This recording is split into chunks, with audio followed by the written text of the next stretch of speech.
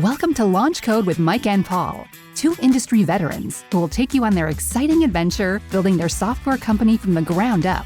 Get ready for cutting-edge tech insights, candid stories, and a whole lot of fun along the way. Welcome to their amazing adventure. Welcome to Launch Code.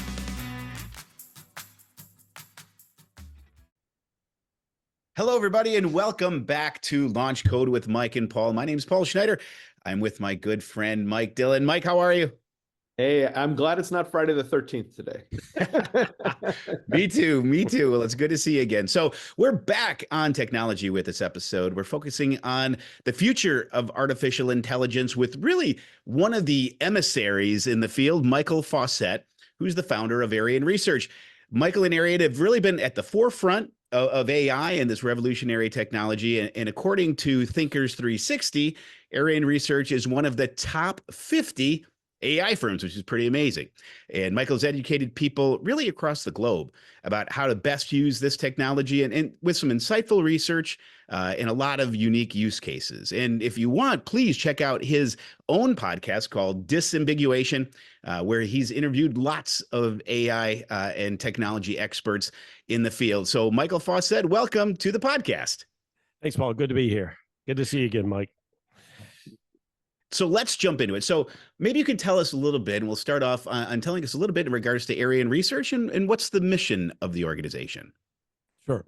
Well, I spent a good bit of, I spent many years in tech actually on the vendor side, and then I moved into the analyst side of the business about 19 years ago. I was at IDC for a while. I was on the executive team at G2, which you guys might know is a software review site.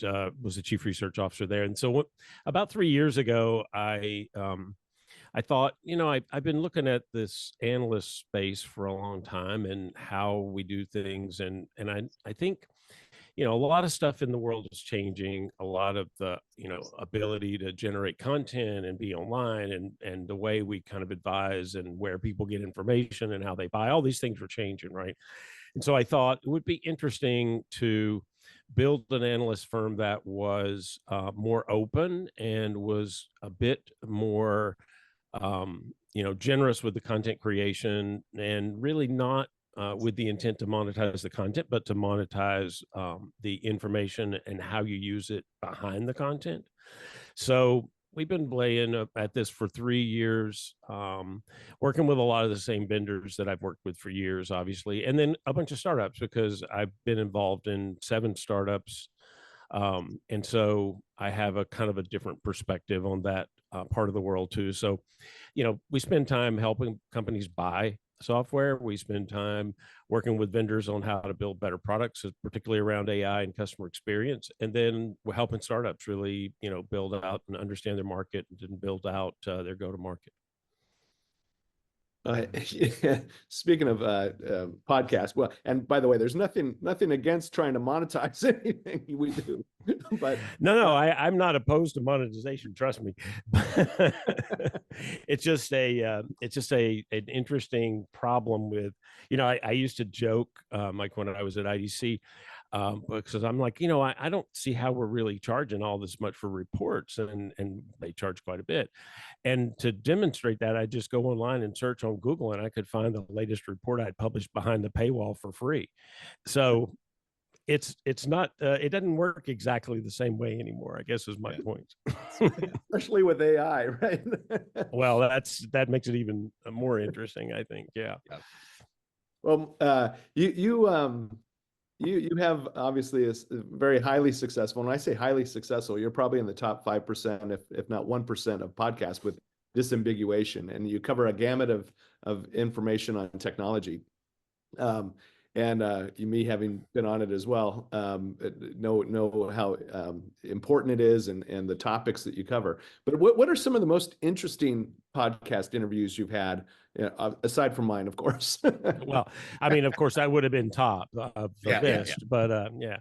Well, I think the way I've tried to look at Disambiguation, and by the way, we had our 1-year anniversary of the show last month, so it's been, we've been around for a while. We're up to nearly 60 episodes now, so haven't talked to a lot of people.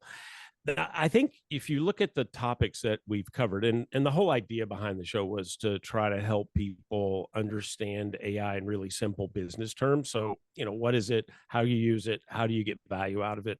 So we just try to make it really practical. And and I think if you look at the show, we've done a number of shows around infrastructure and data, because if you're talking AI, you have to talk data.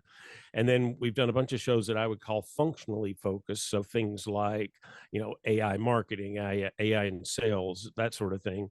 And then we've done a number of vertically focused episodes like yours, for example, when we talked about higher ed and AI in higher ed. And we've done a few of those shows, higher ed and several of medical, healthcare. So we've done a number of those shows. But I think, from some of the shows that I think would be interesting for people to check out, and some of these are, but most of these are pretty recent. I guess that's just a function of the human brain. I immediately thought of these, 5 or 6 shows that I had just done over the last year, maybe. But anyway, so one of those infrastructure ones is a gentleman by the name of Jeff Baxter. He's the VP of product marketing at NetApp, and we did a real good deep dive on optimizing your data infrastructure. And then I think from a functional standpoint, Dr. Nate Nichols, VP of product at Tableau, they really have done some really interesting things around democratizing business data with AI and analytics. So we did a show with him a couple months ago. Lily Chu Watson, Director of Product Marketing at Adobe. She works in the Experience Cloud. And so that was a functional deep dive into CX. And I think that one it was a very interesting one. Actually, the episode I dropped this week, Niraj Singh, who's the head of revenue at Humantic AI, they have a very interesting sales tech approach around using AI to understand the buyer personality. So if you're familiar with DISC, they actually use DISC as the framework, and they're using AI to help process the data around what you know about people and their behavior, and actually predict behaviors based on that, using that DISC profile and helping you really understand how to approach them. So those are some of the few. And I think the one unique one that I just did about a month ago, I think now, is Dr. Marie-Helene Poultier. She's a psychologist and an MBA. And she just wrote a book about, about resilience in the workforce. And we did a deep dive on transformative power of AI in the workplace. And that, I had never done a show that was specifically workforce focused and future work focused. So that I really enjoyed that episode. And I think, her great book, really interesting person, and she just had some great insights around what's happening with AI in the workplace. Oh, that's fascinating. And it's interesting. You mentioned predictive analytics, and now people are saying, okay, with AI, we're going beyond predictive to prescriptive, right? Yeah.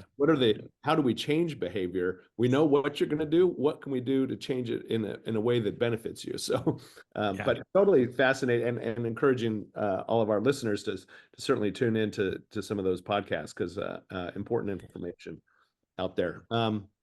So speaking of that, since we're talking about AI and where it's going, what are you seeing in terms of emerging trends? And this area is, it is exponentially changing, month by month. Yeah, more day by day, to be honest. Yeah. I think sometimes I honestly, I do a weekly newsletter, and a part of that newsletter is, capturing what happened last week, and I can barely keep up with all of those things, right? Let alone what happened a month ago. But I think if you think about AI and particularly generative AI, because that's what people, when they say AI today in general population, that's what they're talking about, is generative, which is newer than AI itself. Artificial intelligence goes back decades, and we've had things like machine learning and predictive algorithms, all those kinds of things embedded in your software for years. You just didn't really think about it because it was just in there and it wasn't extra. But I think with generative, what's happened is, there was this excitement around creating. It can generate all kinds of content, for everything from an image to a video, and I use all of those tools often in my business. But a lot of people got focused around the productivity gains and that generative ability of it to create that content. And it does have a lot of value, don't get me wrong. But I think when businesses started to look at it, a lot of it was consumer tools slipping into the business or being applied to, productivity sort of topics like, can I change my content marketing program so that I don't need as many people and I can generate more content, things like that, right? And then, over time, we've started to see what I say is this shift to enterprise generative AI. And what I mean by that is, you have these standalone tools and they're great. You have these large language models, like ChatGPT and Mistral and Claude from Anthropic, a lot of different tools. And those are great. And they are, certainly have a lot of value. But a lot of companies did pilot projects, or they had pilot projects sort of emerge because people were just already using the tools. And we're sort of in that drop of, disillusionment, trough of disillusionment, I guess is what Gartner calls it, that people are not necessarily getting as much value out of as they thought they would. But I can tell you why. And we started to see the shift over the last year. And that is because we think of these tools today in the consumer terminology, and we look at them outside of our normal business process. And that's not the most effective way to use the tools, right? So what's happened over the last couple of years is you start to see vendors embedding a lot of those tools inside of their enterprise applications. So it's really moving into a systematic approach to using generative AI and other AI underneath that as well.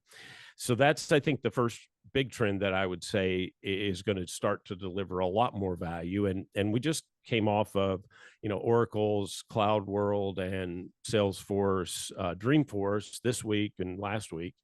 And if you look at what they're doing, that's exactly what they're doing. I mean, Oracle announced 50 new embedded generative AI processes inside of their ERP and HCM and CRM.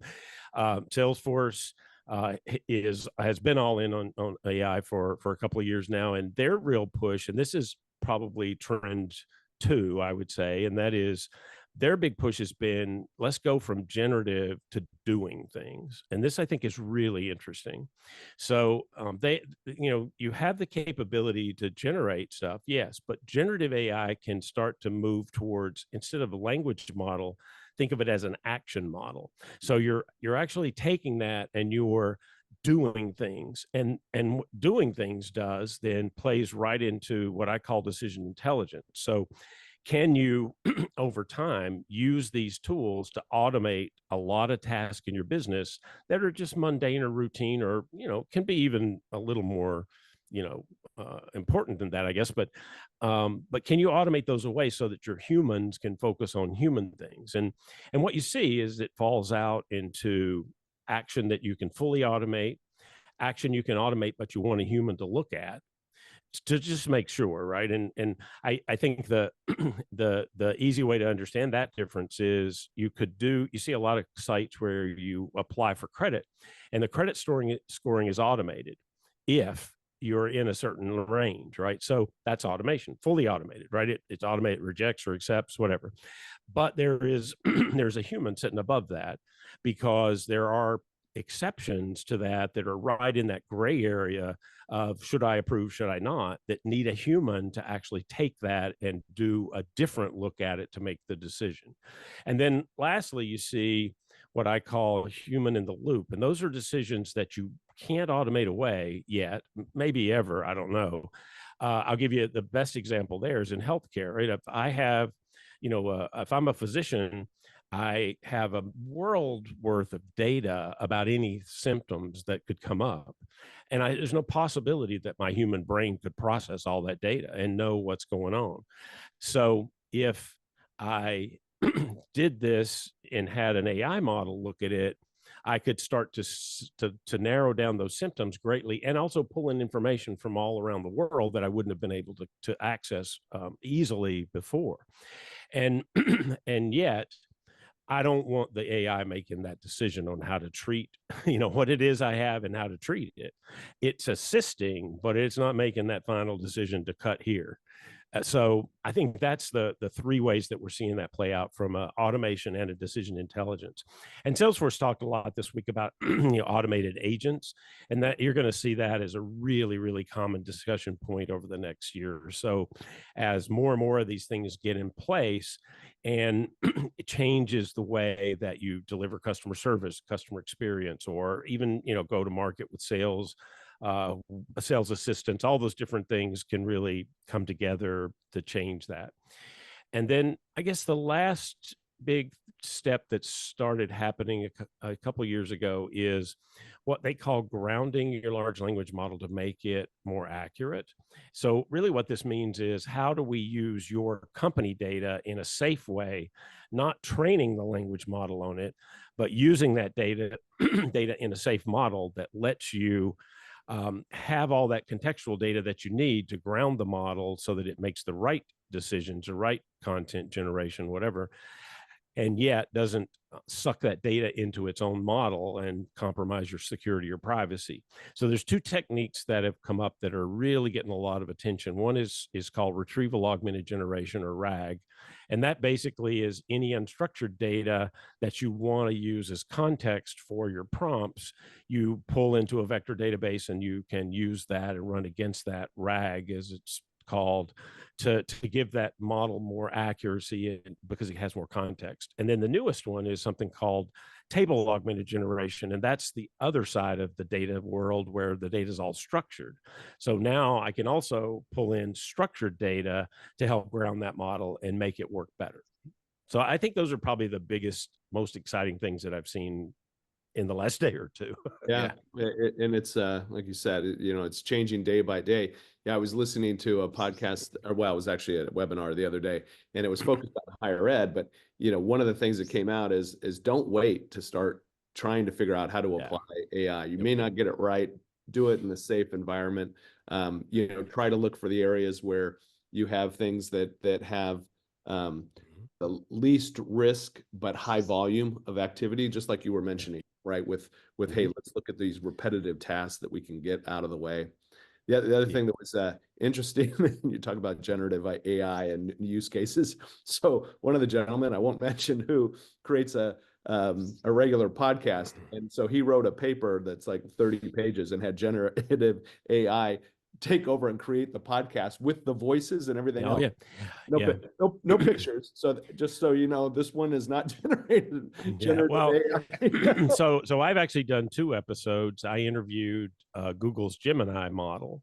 Oh, wow. And then I also did another episode interviewing OpenAI's ChatGPT, and I used Synthesia to turn that into video. So it is actually a YouTube video with an avatar, an interactive avatar that answers my questions in that conversational way. So that the whole thing, and I, on my site, if you look at arionresearch.com, you'll see I have explainer videos there that were made by Synthesia. And I've had people argue with me like, no, that has to be a person.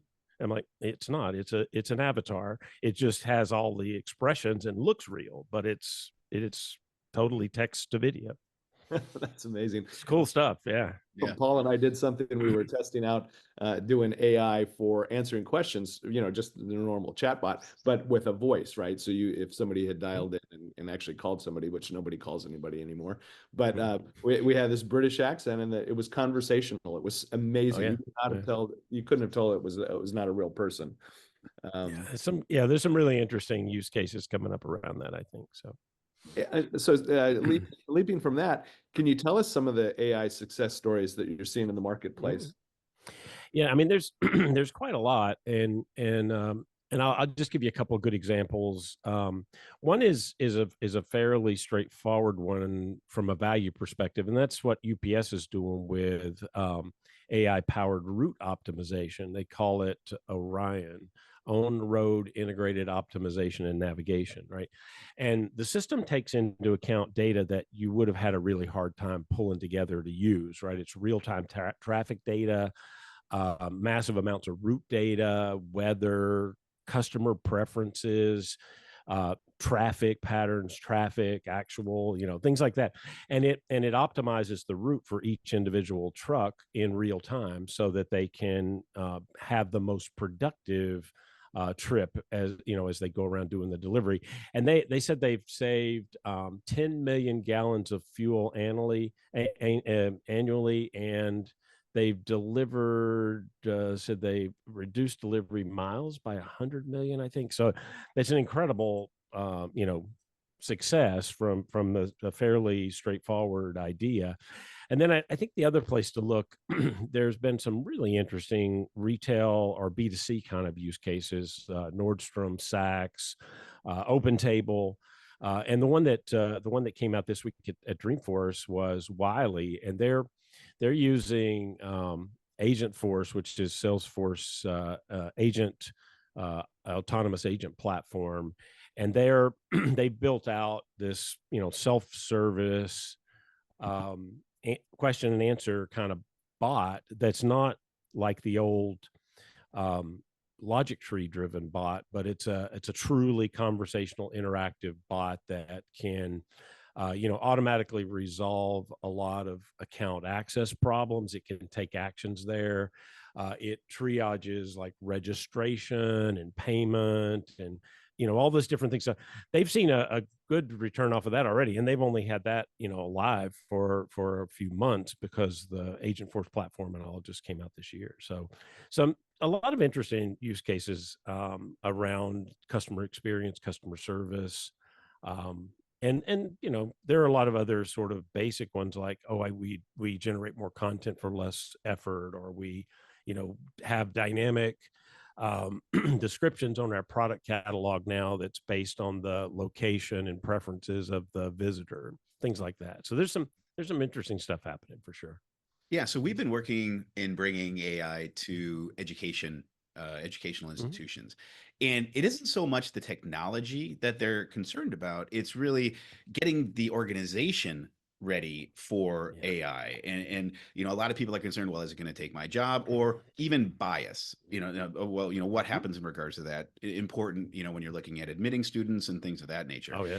So from your perspective, how do organizations get ready to use AI, get their organization ready for AI, just to ensure that everybody's comfortable with it, but also they're getting the outcomes that they want from it? Well, I think I think the way to think about this is intentionality, and that's one of the most important factors here. Is don't let this happen to you. Do it with your company, right? So make a conscious decision to go into this project, and then build all the right guardrails around it, all the right skill sets around it. Because if you do for example, do an honest skill assessment of your organization, you're going to see that you have a lot of people that could learn how to do these things, but they don't know already. Like this is not something that people are learning yet in university. I mean, they are experimenting with it, but there's also a lot of backlash around that, as you guys know. So, I think intentionality is really important when you think about bringing it in. And then, I mentioned this idea of looking at it in the context of a process. I think that's really important because you have existing processes today, and you can improve those processes if you put AI in it, but you have to plan that so that it has actually embedded in that process and provides the right sort of return. And then one of the other big pitfalls, and we talked about that, I mentioned that show that I did on the workforce piece. One of the biggest problems that we've seen, in a lot of surveys came out recently that show that executives saw all the hype around generative AI, and administrators in schools and that sort of thing. Everybody looks at this and they go, "Oh, this is great! It's going to give me 40% productivity gains." So they change the incentive structure for all their employees. They deploy this thing, and then they said, "Okay, you're 40% more productive now, so that's how we're going to pay you." Except they didn't teach them how to do it, and they didn't give them time to learn how to do it, and they didn't build it into the process, and they didn't do all the support around it. So in other words, you're just increasing the chances that you're going to have a retention problem because your people are going to leave, or at least they're going to not deliver the kind of results that you expect because you didn't approach it with intentionality. Mm-hmm. Mm-hmm. One of the other things that we hear when we're talking with institutions is the use of ethical AI. Mm-hmm. That's a term that everybody uses. So maybe just for the listeners, you can explain what ethical AI is, and then how do you actually implement that? Yeah, I think there's two areas that you can look at when you think of ethical. It's dealing with bias, and then deploying the AI in an ethical fashion. So the first part is more of a data problem, and that's this bias problem. And what we're seeing now is the more diverse your data collection and curation process is, the more likely you can help eliminate a lot of that bias. And then there are also some new tools around bias detection and mitigation that helps. And then the one big key around all of this is training, right? So bias awareness, but also training how to use the models. And then from both bias and ethics, transparency and explainability in the model itself. And this is not a simple operation when you start to dig into it. If you're using an open source language model, then it is going to be more transparent, right? It just is, because of the nature of open source and how it's developed. But more and more, you're seeing companies start to deploy, take an open source model and bend it to their own needs, because they get more explainability and transparency with that. And then using these other techniques, they can ground it and provide more context. We're also seeing a lot of push towards audits and governance and compliance. And I think that's an important part of building out any IT strategy and AI strategy. Underneath that is building in the right governance and compliance, so that you are getting what you want. You have the right guardrails around it, and you're ensuring that your algorithms are transparent, and you understand them, and you understand what they're going to do. Because there's been a lot of press around, we're building algorithms today that we can't explain, and that should scare you. I mean, that is honestly, that should scare you for now, at least, because if you don't understand how it's doing what it's doing, then you're going to have a much harder time explaining the outcomes that you get from it, right?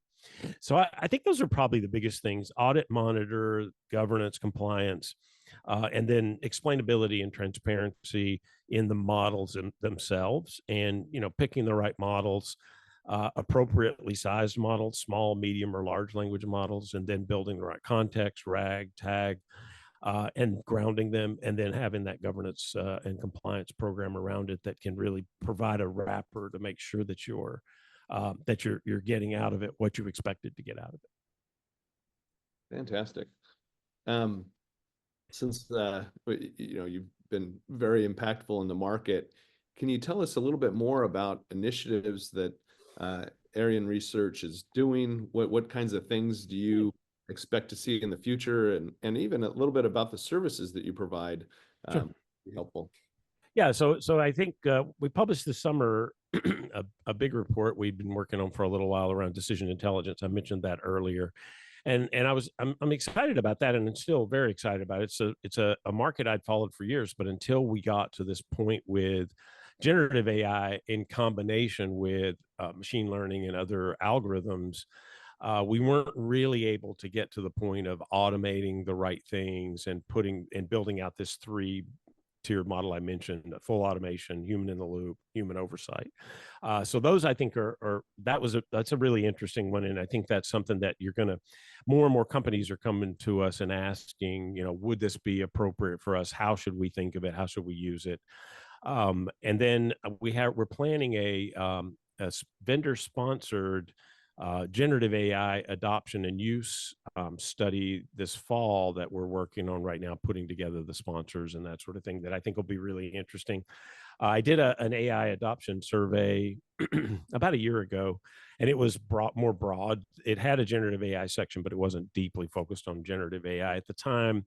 It was still pretty new from a business use case, so we kind of pulled back on that a little bit. And then I think if you think about the services that we offer, I would say I divide this into three buckets, right? So there's a bucket that's appropriate for a company that's buying technology. There's a bucket for technology vendors and services providers underneath that. And then there's a bucket for startups and some things that we can do additionally that would help there. Around the buyer piece of it, though, this is the part that, we're seeing more and more people come to us and start to talk about: how do we mold an AI strategy into the IT strategy and business strategy to make this, functional, and then build out a plan. And we can help build out a plan. And we use an agile methodology that helps, understand how to evaluate these different tools, put them in place, get the right return out of those, measure your returns, all those things. So we can work with companies around that, and that's something that is, can help you really sort through, what do you want to get out of this? How do you get that out of it? And did you get that out of it? I think those are important questions, right? And then as a provider, startup or a vendor or a service provider, we work a lot around go-to-market, a lot around, building out the right products and doing competitive evaluation. And we generate a lot of sponsored content, reports, surveys, primary research, that sort of thing that we can help you with, particularly if you're trying to get into a new market or you're trying to build up a new product and want to understand kind of what the market wants. So, kind of related, how best can our listeners engage with you? Is it best for them to just reach out, cold call, have a conversation, or is your preference, what in terms of your preference? Is it better for them to say, hey, here's our problem statement, here's what we're thinking about, so you have some context before setting up a call? Yeah, I mean, I think it's useful to understand that and to share that. But I think, we're not really, like, if you reach out to us and we jump on a call, I mean, an exploratory call, I think, is a very rational approach to trying to sort out what it is you're trying to do. And to me, that's the most important thing. Like, let's really be clear up front. What are you trying to get out of this? And then let's work on a project and a methodology that'll get out of it whatever it is that you're trying to do. And, we have a lot of resources that, I mentioned up front, that we do try to provide a lot of value without even the first engagement. But then once you get into that, we can help you apply those. There's the podcast you mentioned, Disambiguation, of course, and that's a weekly podcast. The blog, we post, 2 or 3, 4 articles a week. So we try to keep that going.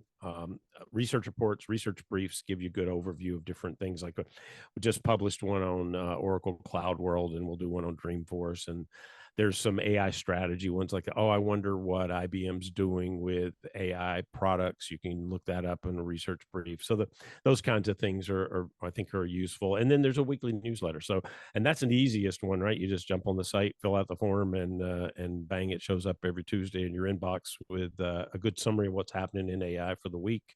And then highlights the podcast, highlights some of the other blogs and that sort of thing. So it's an easy way to keep up with that.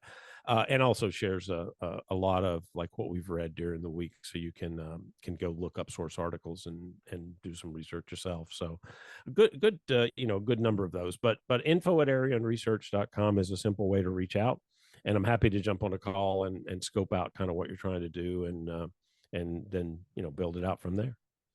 Fantastic. And I know that the newsletter has been incredibly valuable to me. So thank you for doing that. Yeah, Michael, thank you so much for joining us here today.